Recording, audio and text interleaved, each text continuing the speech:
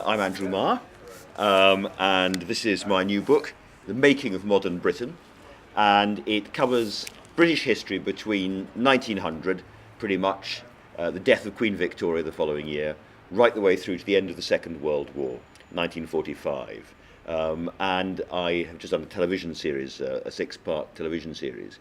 But I always start off by writing the book first. The book is always pre-television. And I've already written a book which takes the British story from 1945 to the present day. And so this was going back and looking its social history, its political history, its bit of military history.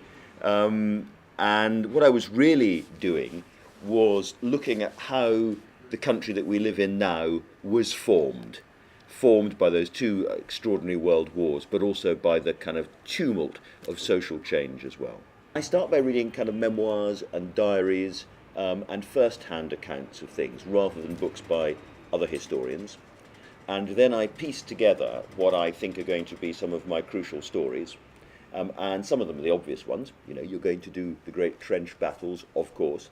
But some of them are much less obvious. And what I'm always looking for is the moment when somebody does something or says something remarkable which is going to open up another piece of our history. So it's the moment when Mary Stopes, in a rotten marriage, doesn't understand why it's gone wrong sexually. She's a biologist and she walks into the British Museum reading room and says, basically, give me every filthy book you've got. I was amazed looking back at what an extraordinary lot we were.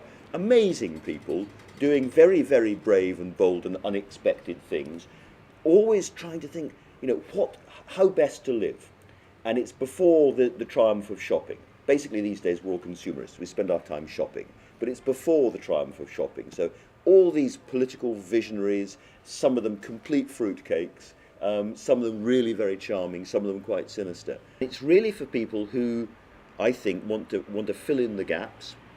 It's meant to be a straightforward read. You're meant to be able to open it up and just read it like you'd read a novel. And it's meant to take you all the way through. So it's probably not for professional historians, you know.